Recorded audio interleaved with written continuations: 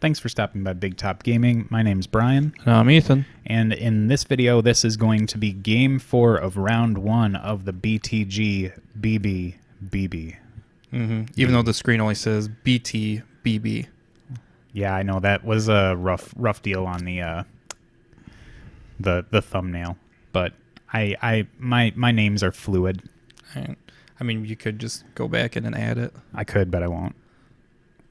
So for the Troll Blood list, I've got a pairing that came from Rebecca Banky, and when I was first trying to figure out what I was going to play in here, like, both my lists are good on Anarchy, and I have tons of units that are quite resilient. The issue with the Madrak 3 list into the pairing that Ethan's got for me with Legion is there's a lot of continuous effects in there, and I was really worried about not having a stone in the Madrak 3 list because that one really hinges on single wound infantry, surviving with tough and super tough, and then just kind of jamming out my opponent with some aggressive pieces.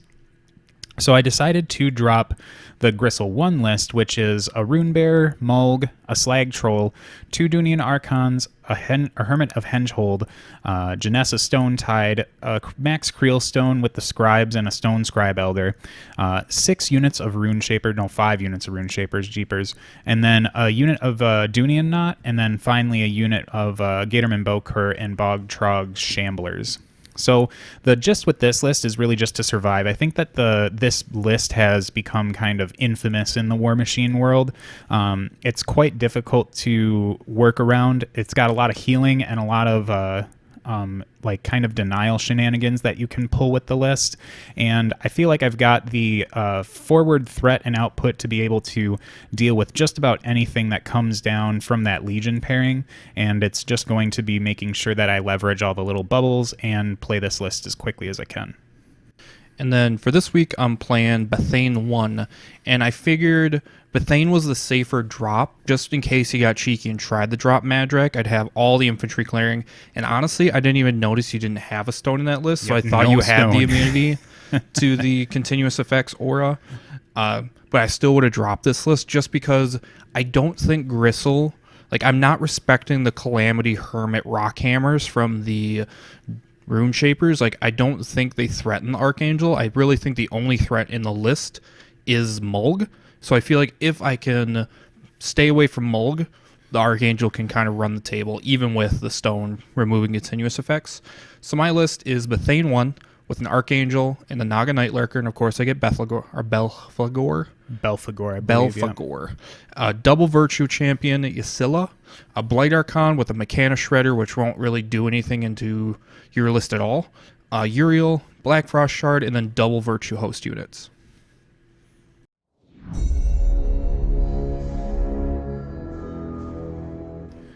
So I ended up winning the role to go first, and my deployment is pretty, like, it's not central so much. I'm kind of spreading out on some of the sides with Runeshapers. I decide to run a lot of these up. These first ones, or the second ones here, I think about just having them dig in and move up because I do kind of worry about some of the drifts from the Archangel.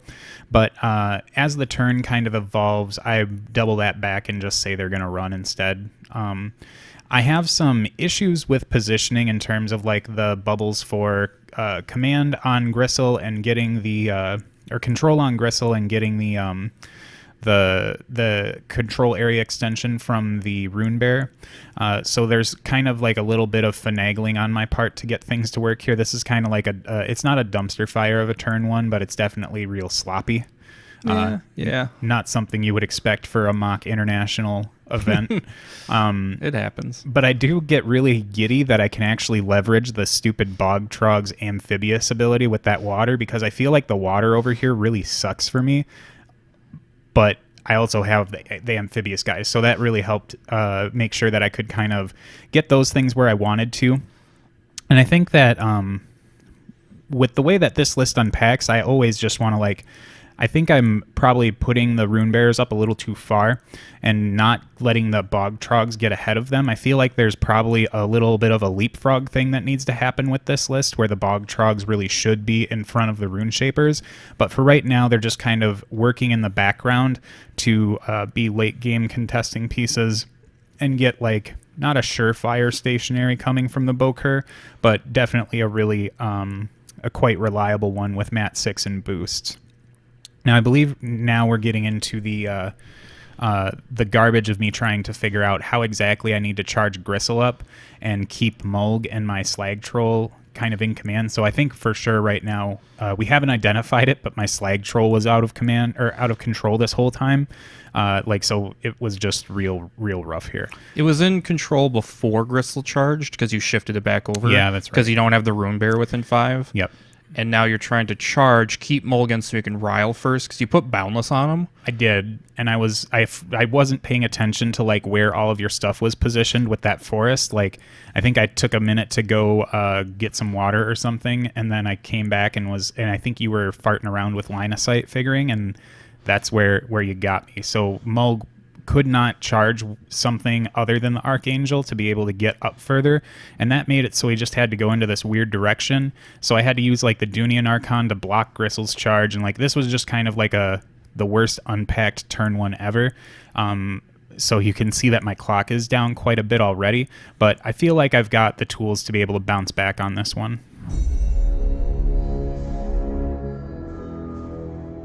Yeah, originally my plan was to put the Archangel in the bottom and push bottom, but then when I saw Brian's deployment of Mulg, I was like, he's really banking on me putting the Archangel over here, so I flipped it super high, which I normally don't do on Anarchy.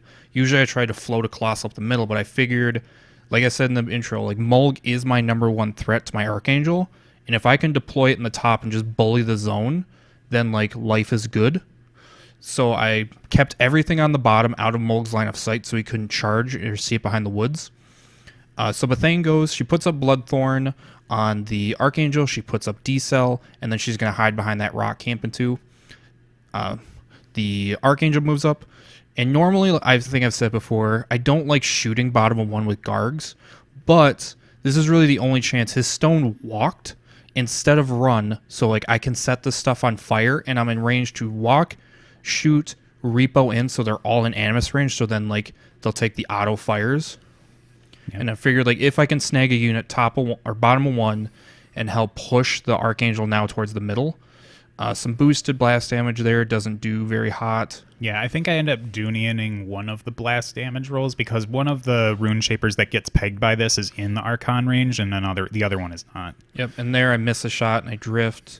I'm so used to the Storm Raptor Animus where it gives +2 to hit and damage. Yeah. But the Archangel's only gives +2 damage and makes it so fire can't go out. Yeah, I know. They really should do something about that. No, it's still the best guard. Like, that's also the #1 reason I dropped this list. I really wanted to play an Archangel, and my god, an Archangel with Bethayne is just bananas. Like, with Bloodthorn, these gunshots are POW 16s. Yeah, I think you've already ripped off 2 Runebearers in the back, or Runeshapers in the back there. Yep, and now those front 2 are on fire because they're just out of the stone, and I'm like still going through my shooting. Yeah, there's definitely a lot to do with the Archangel now that he's more active with that flat 3 shots. And it's so mobile that you can just kind of put it wherever and start working with it right away. Like deploying on the top of the screen isn't really that big of a deal because you just can influence so far. Exactly. Now with flight, I can kind of run around. They're that unit of virtues. They put down the cloud before running, but it's just like with all the miles there, it's impossible. So the cloud goes with them. And I believe I did 1 assault shot just to try and like put up a Scather with the front one, and then the back ones are just right behind it, making cloud wall. The champ goes behind him, just getting ready. And then like the middle, with Runeshapers getting AD and him running, like he is pretty far up the board. So I'm worried about him getting some rock hammers into my stuff, but I figured you sell a stealth, the Black Frost Shard, I'm looking up their ability now, they're going to do the stealth on themselves, and they're just staying outside of walk and stealth range.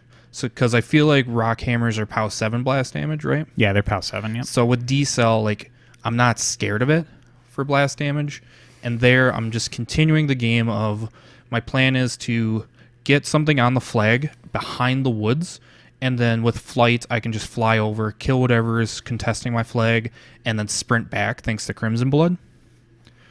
Crimson Ballet. Crimson Ballet. Bullet.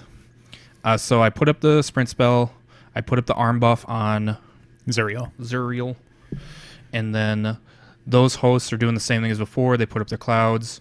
Before running, it's just I didn't place them. Champ hides right behind them.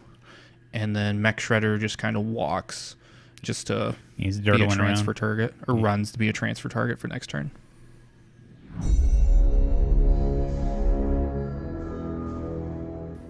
So unfortunately, I get some more camera frazzles here. I think there's just something that goes wrong with my camera when it gets maybe a little warm. Maybe the camera's just not meant to be recording for as long as we record for. But anyways, this is the picture of how I ended my turn 2.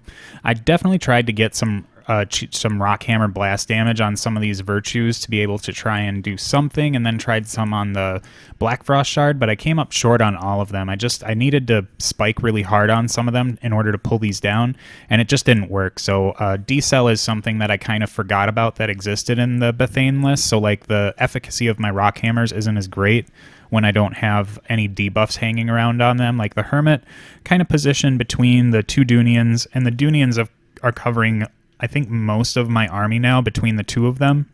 So I'm able to make sure that if there's a real key piece that I need to keep around to make sure that I keep contesting a zone or something, that I'll be able to do it. I think 3 Runeshapers in the bottom zone plus a Dhunian and a Hermit hanging around might be enough if I'm worried about that one slipping out. And then Mulg's kind of positioned behind the wall here. I do, for what it's worth, I had Hoof It on him and forgot to use it. So Mulg ends up bouncing over the wall like early in Ethan's turn, but partway through it. So I was kind of being a little bit of a skeezer when I did that, and kind of changed his plans. But I had like the landing spot for him cleared out and everything. So I just, since I had my like dumpster fire turn 1, I figure I might as well continue the trend with a dumpster fire turn 2. I mean, you're only down the 28 minutes after turn 2, and Exactly. The drifting the rock hammers to do no damage. Took a lot of time. Yeah, because like my dudes are def 16 in the clouds, so you didn't have vet leader everywhere, so you needed 8. Yeah, I don't think you hit a single one. No, like, I didn't. And then they drift. The virtues are arm 18 under decel in the top zone. The bottom ones are out of decel, but it's still dice -9. Yep. So it was a lot of time spending there's a lot of time spent doing a whole lot of nothing. In hindsight, probably could have just been better off like jamming you a little bit further with the Runeshapers instead of walking up and tossing Rockhammers. Maybe dig some of them in to make sure that the Archangel can't like shoot them down as easily, and then that's when I probably should be utilizing the Bog Trogs to kind of get in front of the Runeshapers and then try and make that the layer of bubble wrap before you get to them. But this isn't the first time I've played this list. I've played it at least two other times before, so like I don't, and they were all virtual, so like the difference between War Table and actual physical War Machine is a little weird. So I think it's just some growing pains with the list, but I still think I'm in an okay spot, even though I'm super down on clock, because now is the point where Ethan's going to have to try and come to my stuff, and I get to pick and choose what dies this turn.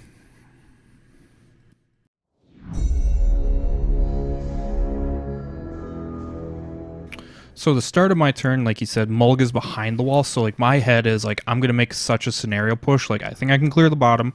I can clear my flag, and I can clear the top zone between the Archangel shooting, and then like I'm looking up Guardian Protector, and then there's Primal Rage. Guardian Protector is friendly faction only, so I'm like, okay, I can kill all these Bog Trogs contesting, and as long as I don't kill something back by Mulg, he can't come up and get me, and then I'll repo back, or I'll sprint behind the cloud, or behind the forest back to the flag, and now you move up Mulg. Yeah, here's my Hoof It move, and I was like, I didn't realize what you were tanking on for the turn in thinking, so I was like, I'll just take my Hoof It move real quick if you don't mind, because I just forgot about it. And now, like, I got to rethink what I'm going to do, and I'm like, okay, now I'm going to kill Mulg. Like, because now he just walked up within Zerial walk and punch range, because he's within 8. So I'm like, okay. And now here I'm deciding my upkeeps. Like, I have Bloodthorn on the Archangel. I'm like, if I upkeep and I only have 6, I want to be able to cast Disintegrate twice because Mulg only has 1 on him. And I was like, I want to cycle Bloodthorn. And I forgot about my super sweet bond. Like, I know it's a better version of Kaya 2's bond. It's the exact same, except it's an empowered Arc node for the first spell. So I could have double cast Disintegrate in case he Arcane Vortexed it and still had won the Bloodthorn if I dropped Bloodthorn from the Archangel. But at this point, I didn't remember that, so I just upkept it on the Archangel. Because my plan is, Belphegor is engaged by 2 Runeshapers that ran, one that's behind the flag and then one that's next to him. I go max half inch so I can punch and kill and then get line of sight to Mulg. I'm at 7. I just need 5s. Like, this should be okay. I miss. Second fist hits. POW 13.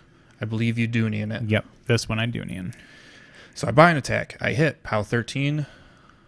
I believe I don't boost. Don't kill him. Buy an attack, miss. Buy an attack, miss. So after 5 attacks, I've hit 1.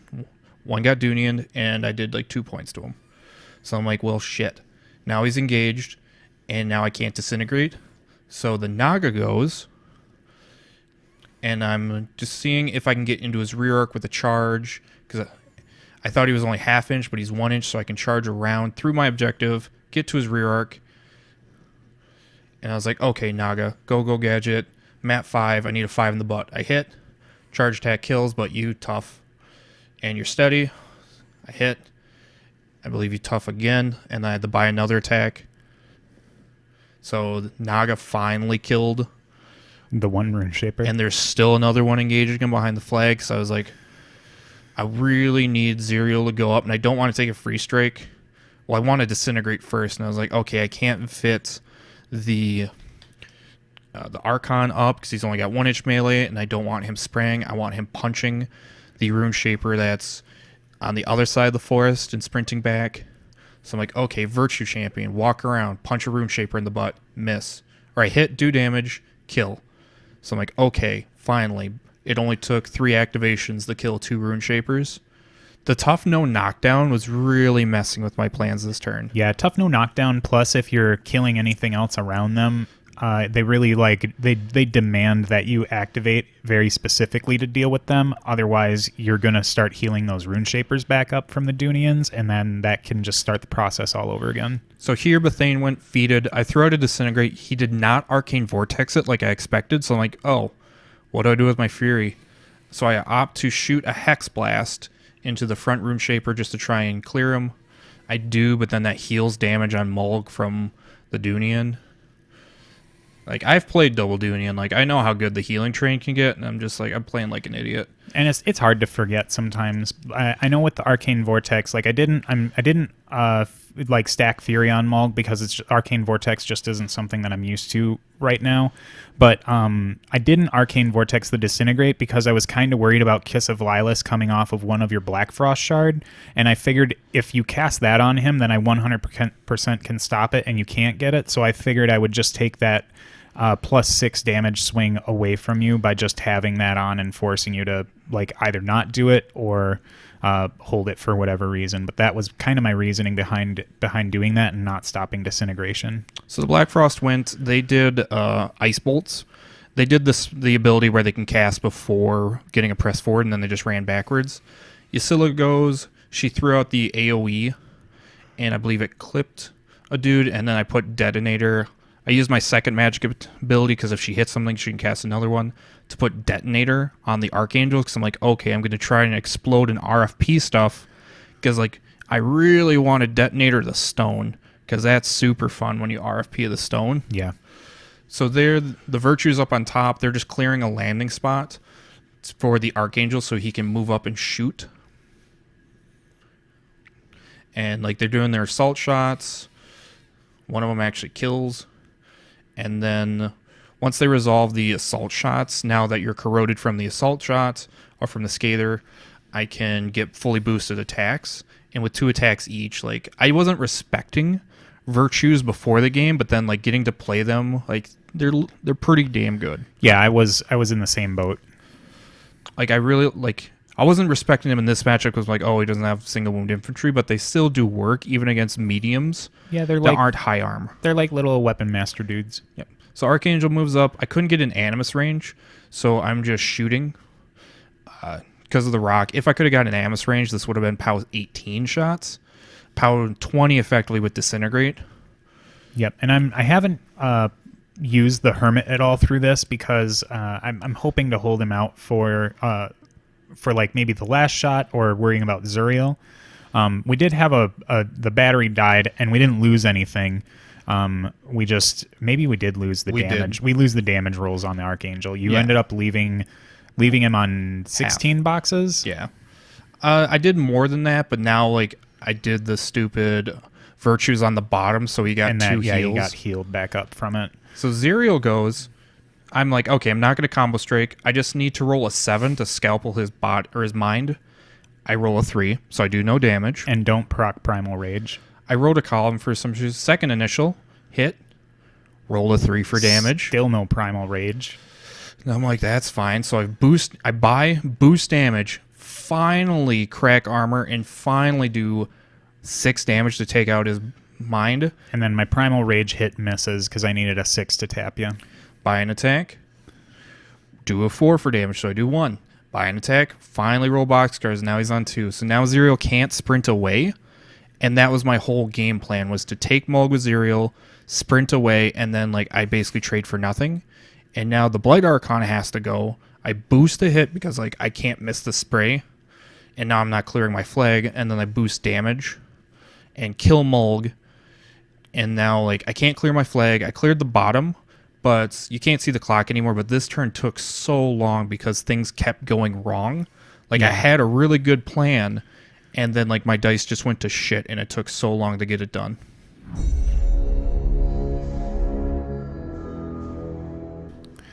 So now you can see the clock a little bit better and see that we do have the great equalizer now of Ethan's turn 2 to my turn 1 and 2 combined, really. Yeah, I thought I could go 3-0, and then like I just couldn't even clear my flag because... Yeah, there was a lot of things going on up there, and some unfortunate dice rolls just took longer to get Mulg out. I do feel like I'm a little bit behind the curve now, or at least behind the game, because Mulg is gone, and that was one of the big things that I could use to take out a lot of Ethan's pieces without a whole lot of effort. But I do have quite a bit of tools in this list to be able to do some work without a big heavy. So the first thing I do here is try and get something into this zone to make sure that the scenario doesn't get away from me, because I've kind of lost a lot from that bottom edge. And Janissa goes up to just kind of whack a virtue with her armor-piercing pickaxe, and that ends up taking him out pretty easy peasy. And she's kind of just hanging out here, just contesting that zone, because most of the Runeshapers now are most of them are gone to where she can't quite get back to being in vet leader range to really deal with them. Next up, I end up kind of stacking some buffs, I believe.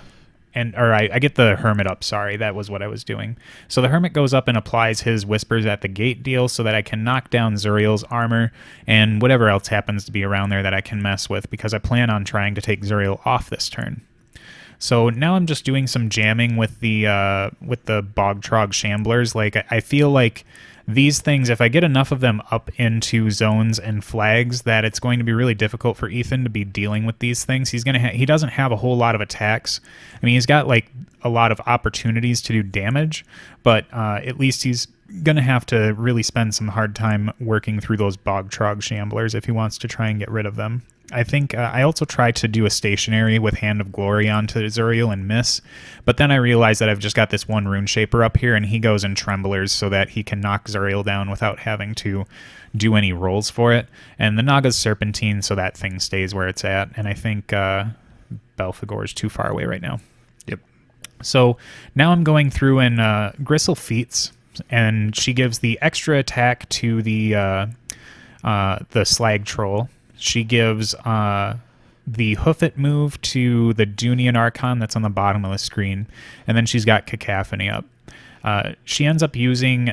we end up rolling it back a little bit for me to be able to put Acidic Touch on the beast with her as well, and then she Calamities Zuriel. We've got the Dhunian the Dhunian Archons, the Dhunian Knots moving up and throwing Puppet Master on the Archon, are actually both Archons and the Slag Troll.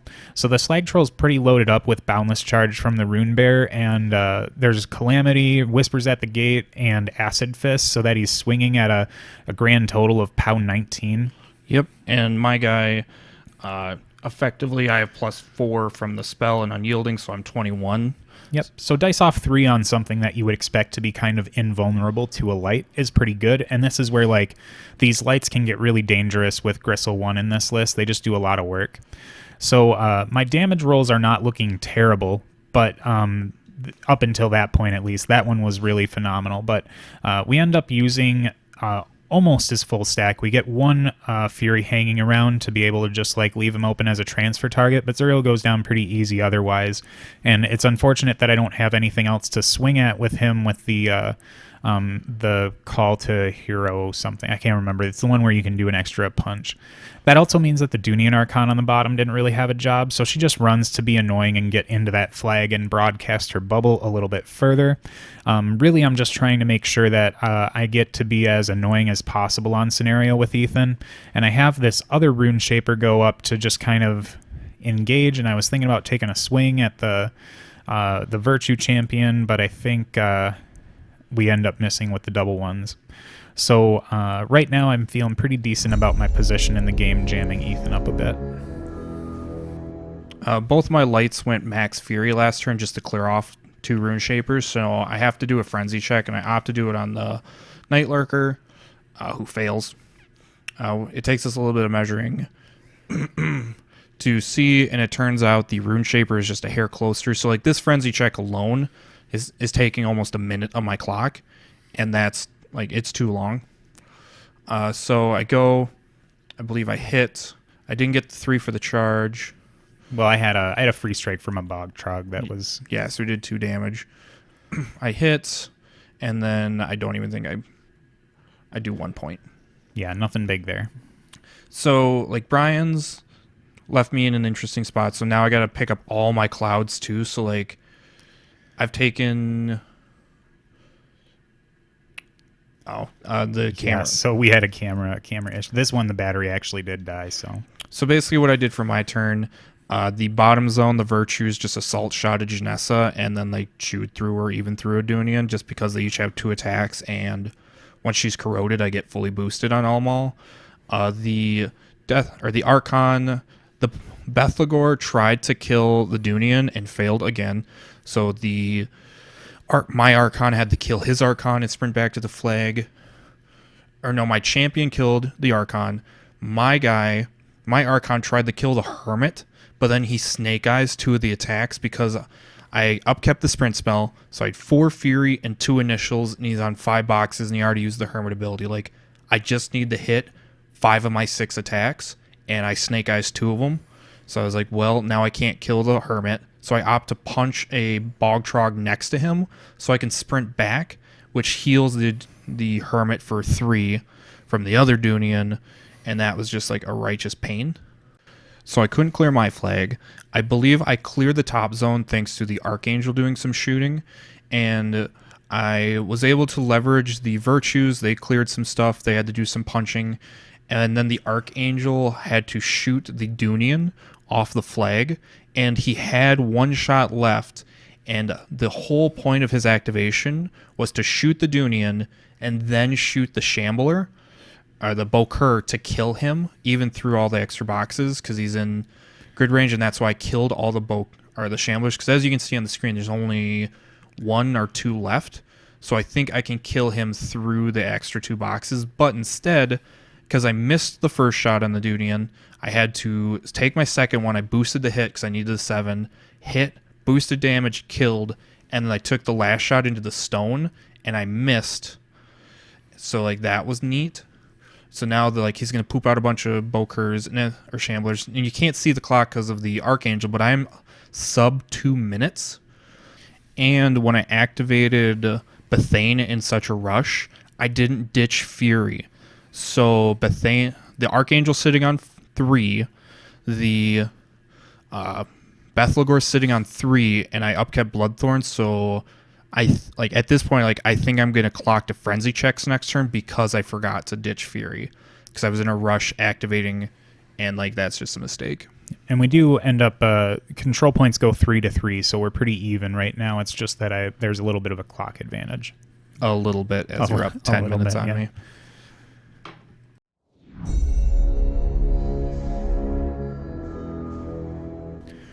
So seeing that the clock looks the way that it does is definitely not lost on me. I feel like all I need to do is not play poorly and kind of put pieces in zones where I need to so that I can try and leverage that clock advantage and make it so we can just grind the game out that way. I don't have enough pieces, at least right now, in the places where they need to be able to deal with the Archangel. So I decided to just return almost all of my Bog Trogs back just to kind of gum up the Archangel and maybe stop him from getting too far up the table. Next up I have, this is a mistake on my part, like a whoopsie. I had the Dhunian Knot run into the bottom zone to contest it, but I didn't realize that the other Dhunian Knot in that unit was still alive. I thought she was toast. So Ethan had asked me which one the leader was, and I was like, well, the leader's the one that's dead, so I would have had to promote, and I didn't promote them. So at this point, I'm like, okay, well, I'm just going to promote the leader to the one that's not in the bottom zone because I feel like that would be too much of a stretch for me to say I'm going to, try and make sure that I can contest this zone now and make sure that the promotion goes my way. So I decided to try and unscrew this by taking 2 stone dudes and punching the other Dhunian Knot in the butt. I would have killed it if I didn't put the stone aura up first, like a dum-dum. So I did that, and my Dhunian Knot on the bottom, or on the top side of the board stayed alive. So I'm not going to be able to contest this bottom zone, and that's really unfortunate, because I need to try and make sure that I stop giving up bad plays like this, because this is the time where you make mistakes that will really mess you up. I decide to get Grissel back because 2 minutes is plenty of time to kill a caster. She's camping a ton, so I still have transfers on the Slag Troll, but I move him up just to try and get some work done. We forget that my Runeshaper was shadowbound, so he couldn't have moved up and tremblered like I wanted him to.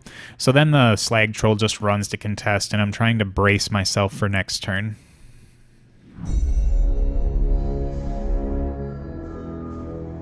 So I gotta take my turn as fast as I can. I pull one off the Archangel. He passes his frenzy check.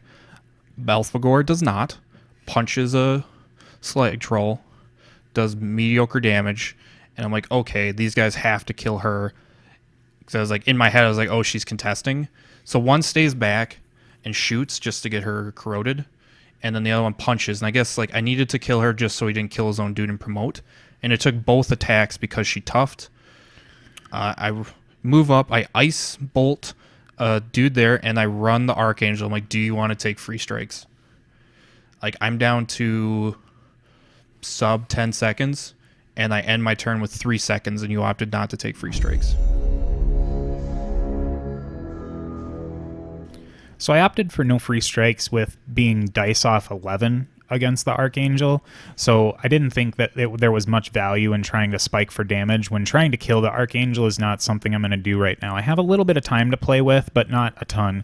I got to put us both at 4-4 when I ended that turn, or that previous turn, because I was able to hoof it on the Runebearer to get him on the flag, but Ethan still scored that bottom zone, so I'm not really getting in a good advantageous point here to be able to start swinging the scenario. So everything I do needs to be really accurate, and one of the things I didn't do was position Grissel to be able to charge into that bottom zone and kill the 2 virtues. So now I feel like I'm in this weird decision point where I'm kind of making decisions before I really think them through. So right now I think what's going on is the Slag Troll had tried to kill the Virtue Champion and just couldn't do it.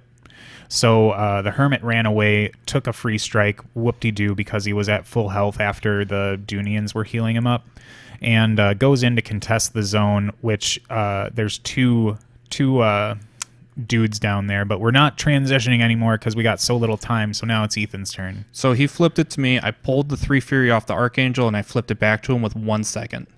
And then you took your turn, and I'm literally just hovering over it, because I'm like, I'm not going to let you do...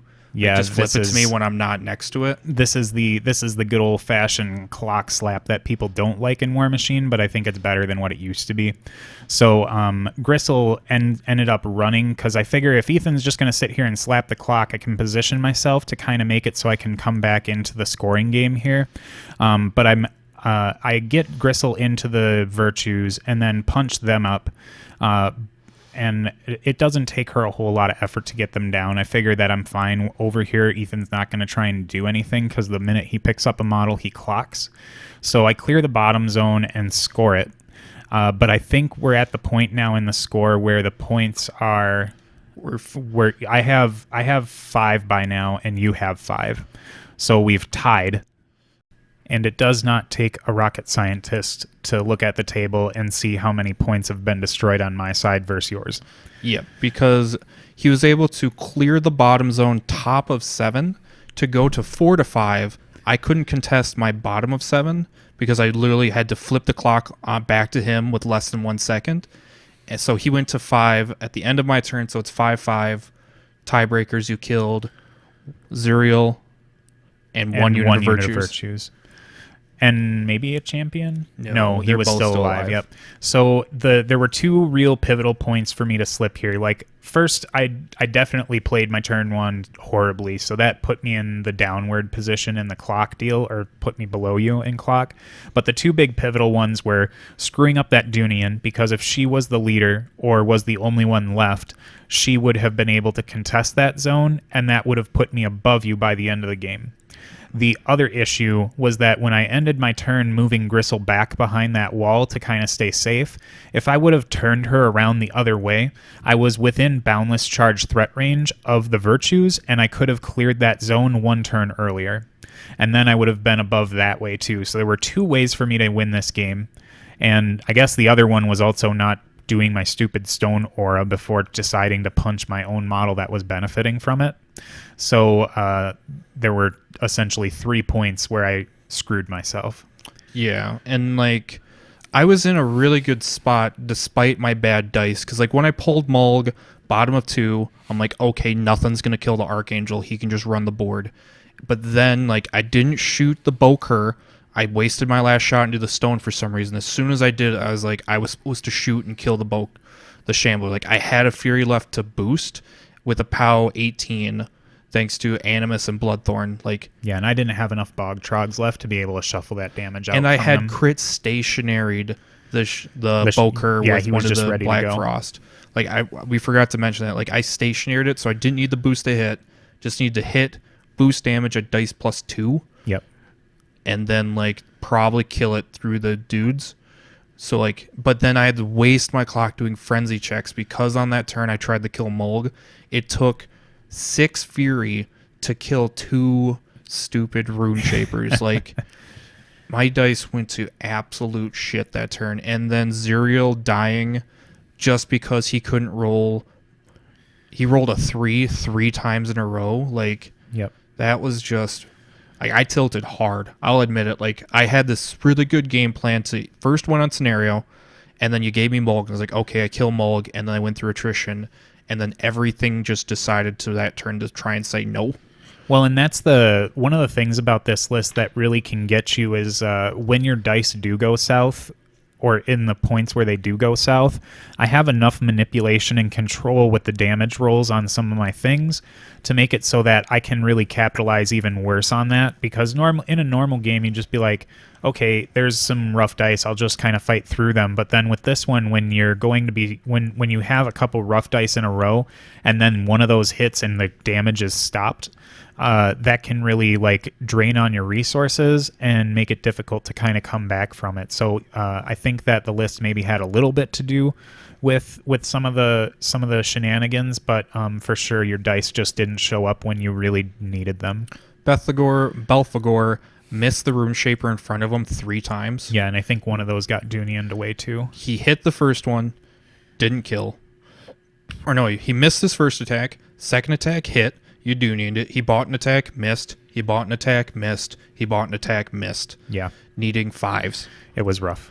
And then the Naga, it was just bad. Because, like, the game went how I thought it would for me, at least. So I was like, I have D-Cell. I just literally need to kill Mulg, and then nothing kills the Archangel. Yeah, the hoof it move for me with Mulg, like, it was probably, like, the best and worst thing I did in the game in terms of, like, things that I did that were not going to lose me the game, because I think that if you would have tried to go for a big scenario push with Mulg in that more safe position, then it would have made it like more difficult for Mulg to get some active work on anything, because you probably would have had Zuriel come up and kill something and then sprint away, more likely than not. And then Mulg wouldn't have anything to charge. Well, at that point, when I started measuring, nothing was in range contesting my flag that was in the Guardian range. So, like, I didn't... As long as I killed the stuff clear, like, near my flag, I could sprint back behind the force, and then I'm safe from Mulg. Yep. But when I put Mulg out there, then it was like, I need to kill Mulg now because he's in threat of some of my things, or you were worried about Mulg putting more force on the game later, and then that's when... And it just coincided with Zuriel's dice not showing up to make it so that that play, actually, that misplay, in quotes, kind of went in my favor. And then... Like, I think one of the mistakes you made is Mulg should have been riled for at least 3 every turn. Yeah, the Arcane Vortex thing, like I said, it's something that I'm not used to with him, because I love trolls, I really do. When Mark III happened, I really hated what Privateer Press did to him, because I was still like triply scorned a bit from that, because the warders the warder change was still fresh in my mind. The loss of EE was really big for me because I loved playing that list, and runes just kind of got like dumped on in the change over to Mark III. So I think I even rage sold my trolls. Like that was rough. So when the troll stuff started kind of getting its buffs to get back to where they are now, where I feel like they're still really a great strong faction option and have a lot of cool lists that they can play with, the Mulg Arcane Vortex mathematics, I guess, is something that I hadn't really haven't really kept at the forefront of my mind yet. So I think this is also the first time I've played against a warlock or warcaster that has a lot of spells that they'll want to sling at him. But definitely I need to make sure that I balance the camping of Grissel, because I was really worried about that Archangel shooting her apart, with being able to make sure that that Mulg has enough fury on him to be able to do what he wants with Arcane Vortex. Because I think that was another thing where if I had like 2 or 3 fury on him, I think for sure through that one he lives, even with the Blight Archon. Oh yeah, 100% he would have lived through it, because he'd be shaving off like 12 damage or something like that. More than that, because you'd shave off 6 from the Archangel, because I disintegrated before shooting with the Archangel. And then, I guess, yeah, Zuriel's first 2 attacks did no damage. One of his attacks didn't do damage. He boosted damage. Yeah, you would have effectively shaved off 12 extra damage. Yeah. So that would have been a pretty big deal if I would have been more cognizant about that. So I think there's definitely this list has a lot of, like, and it's weird, right? Because trolls lists don't often have a lot of moving parts that work together like this. But I think that this one's just very techy in terms of trying to make sure that you get everything right and make sure that your bubbles are applied in the right place. And I think when I was learning this list, that's definitely where I spent a lot of my time, was learning where the bubbles go and how all the different things work attritionally, and wasn't paying too much attention to the Mulg Arcane Vortex stuff, other than the wonderful trick of being able to cast my own Animus and then stop it just to get it for free to get an extra Fury on him. Yeah, he turns into pseudo Fury 5 in Power of Dhunia, which like is working as intended. And with Grissel, it turns into essentially Fury 6 with the extra attack. Yeah. Because that can target beasts. Yeah, I guess explain for people who don't know, how does he get the extra attacks? So the gist with Mulg is he's a Fury 4 beast. I think forever ago he used to have a bond with Doomshaper where he got an extra Fury. That's his bond. He used to be just Fury 5 in Mark II. Yeah. So I think that maybe that still is his bond. It still is. So the gist with him is that in Power of Dhunia, one of the theme force benefits is that your beasts can cast their animi for 1 less. That's why when you look at some Power of Dhunia lists, you might see some more of the Light War beasts, because they can start applying their animus really inexpensively and still do work, especially like Pyre Trolls, because they can shoot twice now. But with Mulg, what that does is his Rites of Power animus cost 1 base. Like that's the print on his card, is it cost 1 Fury to do. In Power of Dhunia, it does reduce your animi down to 0. So what you end up doing is you have Mulg cast his animus, even though it says self, and this doesn't really make sense when you think about it this way. That's still a target condition. Yeah, he targets yourself. So he targets himself, and that means that there's a spell that's targeting someone or him and that checks the box for his Arcane Vortex. So what he essentially does is he goes up, does his Rites of Power for 0, and then pitches one of the Fury that he's been using to buy attacks with to just get rid of a Fury, cancel the Animus, and then start swinging with that, or buy another attack with it, essentially. Yep, and then Grissel has that Fell Call to give an additional attack. Yep, and that works on War Beasts too, so he can get a total of... if you boundless charge him, he gets the free charge for 6 attacks, 7 with the Arcane Vortex trick, and then 8 with Grissel's Fell Call. Mm-hmm. So up to 8, 7 of them with his big meaty club, or his rune club. His big meaty fist, and then his rune club. Yep. I think he does have a big meaty fist, doesn't he? He does. Yeah. But his that's rune club is... That's what it's specifically called? Yeah. Okay, good. Most of the troll heavies have big meaty fists. Yeah. Some of them are more meaty than others. And that's why, like, my number one priority this game was Mulg, because Mulg will 100% round. Yeah, he'll fart on a Colossal and kill it. Especially with Puppet Master and Calamity. Like, if you get the Calamity off... And I wasn't too scared of Calamity this game because you have no Arc Nodes besides Mulg, so it's like... It's still a 10-inch range spell, though, and Grissel can play pretty far up with having all those bodies between her. So it's not nothing that she doesn't have an Arc Node. It's just that... It's just if you went to do it to the Archangel, like, that's why I'm not scared of it. Like, I guess, yeah, because if I'm Arc Noding onto the Archangel, it means that Mulg is already gone. Exactly. And then, like, if you're close enough to hard cast it on me, like... That, one of the last turns, I think it was the turn after I killed Mulg, turn 3, when I was down to like 13 minutes, the first thing I did in my turn was like, should I just try and kill Grissel?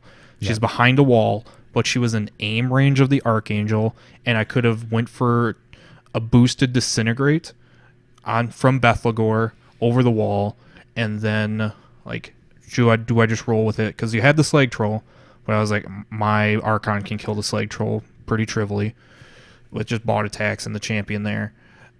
So I was like, do I go for Grissel? But she's definitely 19 behind a wall. Yeah, she's pretty beefy for a troll warlock. She's not old man stats like Doomshaper, and she's not so easy to hit like someone like Borka2, who I think is like 13 or 14. But being base 15 and then armor 16, so she ends up sitting behind that wall at defense 19, armor 18 with the stone.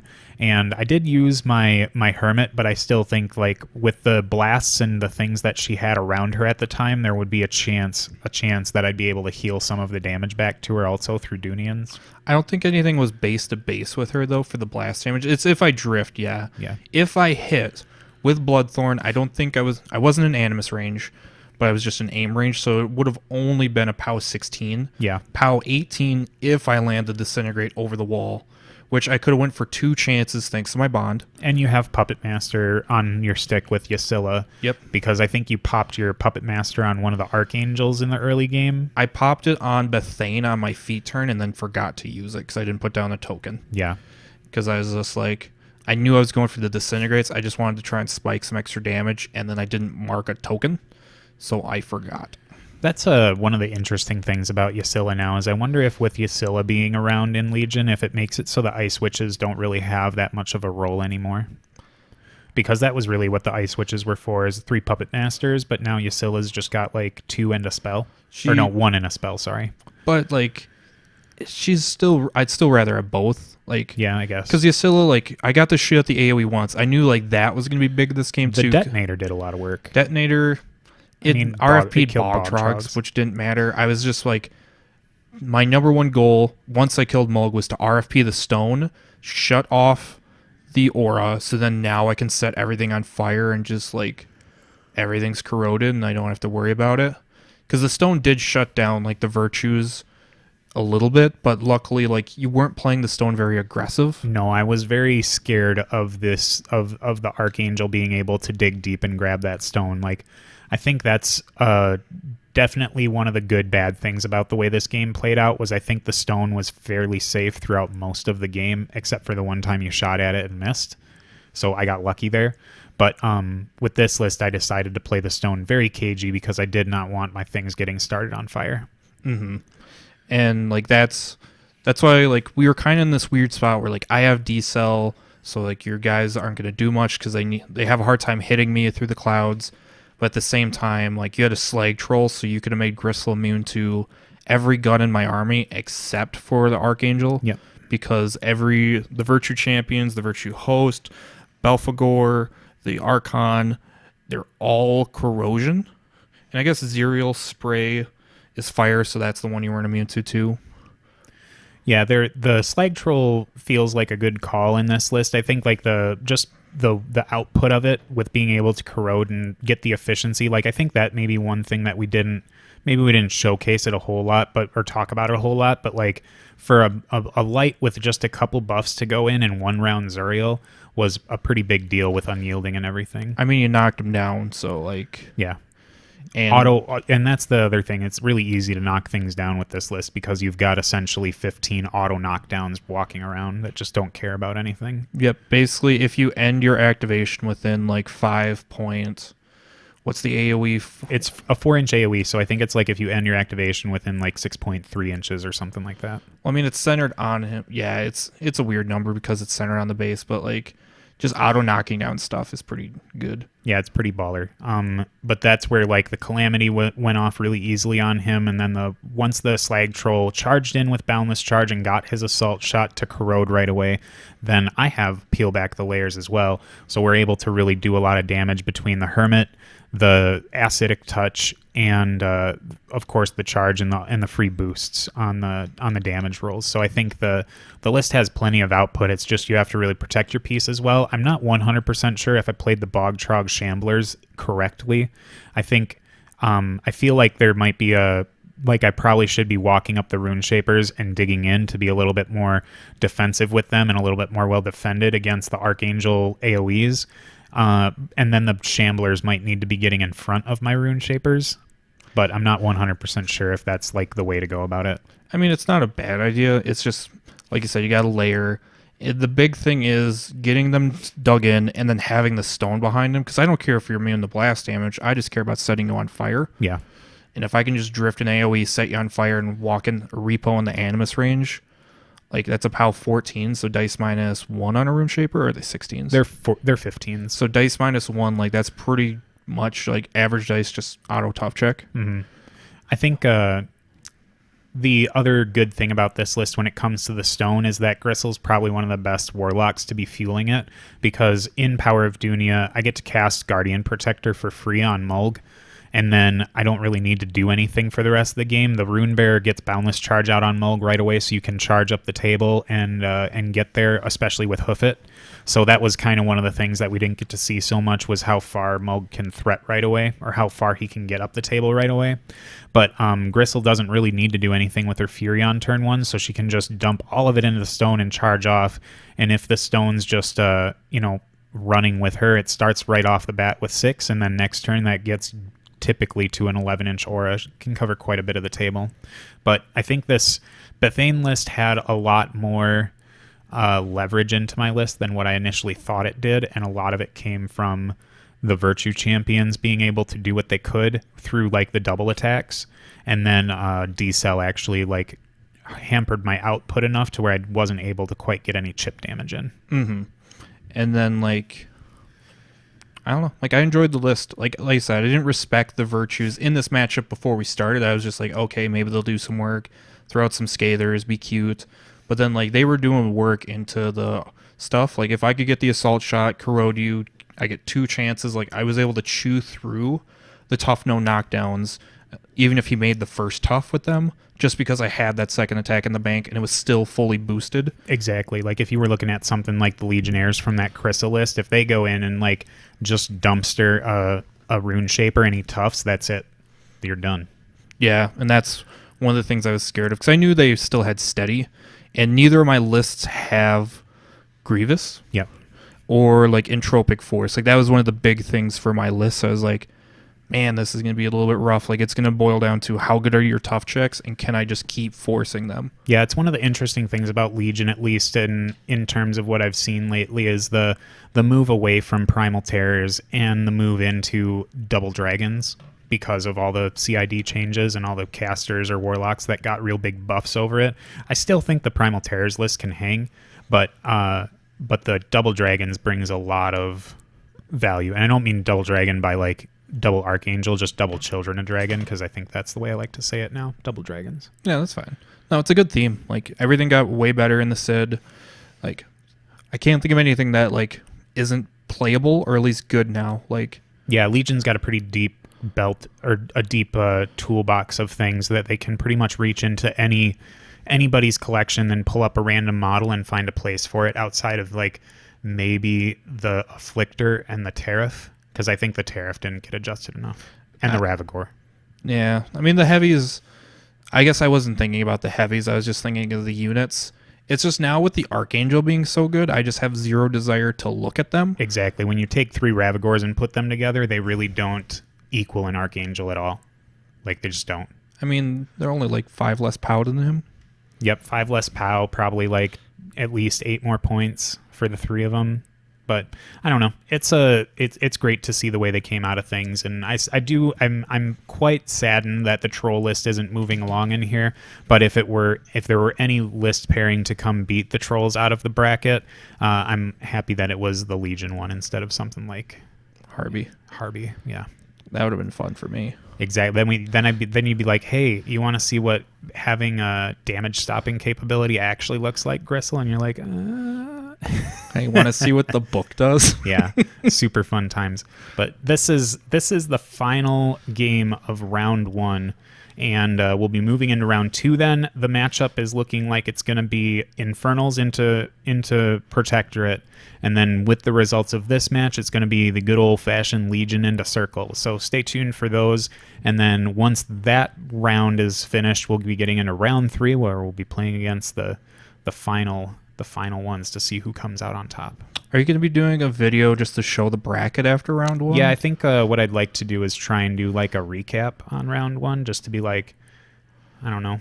Maybe we'll do a recap of the whole thing. But I'll do a video with like the round 1 results and then say here's what's happening in round 2. Just gotta put like spoilers if you haven't watched the other ones. I know I have to change the thumbnails for round 2 also to make sure that no one sees what the what the faction pairings are beforehand, because then that would be spoilers of not watching round 1, you know. But if you're gonna watch, why not watch round 1? But then you would see, if you go, like, I'm thinking someone goes to the playlist that I created in YouTube, so they'll see all 4 of the videos for round 1, and then like right under that it'll be, oh yeah, guess what, Harbinger moved on. Well, now you just said it. Well, this is the final one, so. But I mean, what if somebody watches this before Harby? Well, then I'm sorry that happened to you. Whoever got spoily toes from this video, maybe I'll have to put them in sequential order. Be like, watch this first. Well, yeah, I thought you were gonna do game 1, game 2. That's how I'm releasing them. I didn't know if you put it in the title or something. No, I don't think it's in the title. I think it's just it's maybe round 1 is in the title. I'm not sure. I'll figure it out. Should have done round 1, game 1, round 1, game 2. This is why we have to have brainstorming sessions before I start publishing stuff. You do stuff without me. This is your thing. I just do it because I know that you don't enjoy the busy work of it. Yeah. Exactly. See, that's what it is. Yeah, I drive here. I come. I do my part. I know that's what I require from you. Be a body in my house. Aw, thank you. I know, it's probably the sweetest thing you've ever heard. I'm glad my 130-mile round trip every weekend is appreciated. It is. I really do appreciate it. I'm sure a lot of other people do too. I wouldn't go that far. Well, they don't get to see your face every Saturday like I do. So, thank God. No, I'm very blessed